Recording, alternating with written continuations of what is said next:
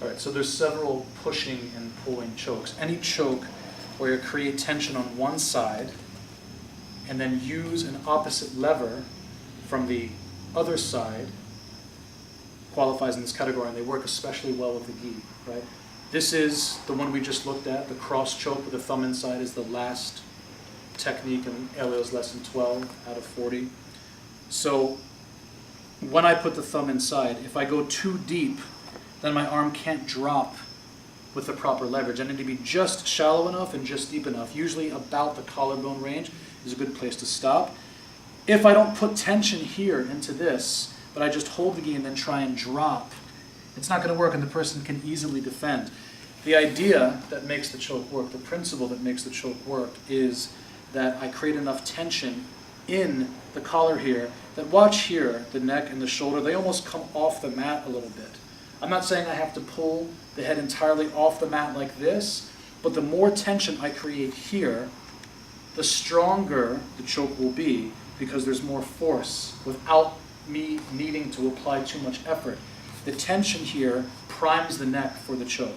So once the hand is inside, it's important to get as much tension as possible here, and then when I drop the choke, it's going to work very nicely. Right? It doesn't take much effort at all. Of course, prime consideration here, whenever you're applying a submission, is that if the person starts to defend, you have to immediately, if they're really defending the choke, you have to immediately abandon the position and go back to the mount. Right? You never want to lose the dominant position you have. You've worked the entire fight to achieve the dominant position, so it's crucial and critical that you maintain the dominant position.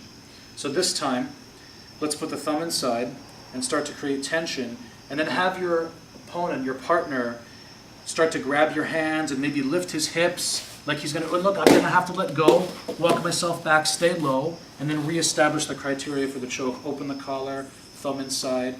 We want to be able to move from this position, and then as he lifts the hips and I'm starting to choke, I want to catch myself and go back to my safe, dominant position.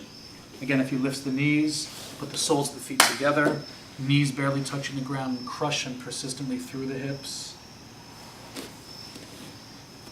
So develop this reflex now. The thumb is inside, and as I start to apply the choke, he starts to defend. I have to let go. I have to be willing to give up the submission to get myself back to a safe place. Very critical. If I don't, look what happens. And imagine if this is a harder surface, my face, and I get reversed.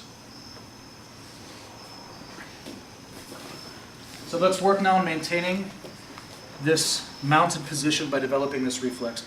Open the gi, perform the cross choke with the thumb inside, like Elio's demonstrated, like we've shown here tonight. And as you do, the person starts to defend and they lift.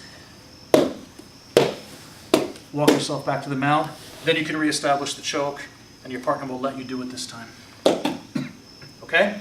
It's very important to develop this skill now as early practitioners, because many, many times in the contest of Brazilian Jiu-Jitsu, you will find that a submission that's held onto and committed to, or we should say overcommitted to, causes a loss for that person, causes too much of a detriment, and then you have to climb out of that hole that you've made for yourself. If the submission isn't working, and you see the person starting to move closer and closer to an escape, and you're about to lose your position, it's always better to maintain the position and then work for a new submission. The goal of the fight is not to submit the person.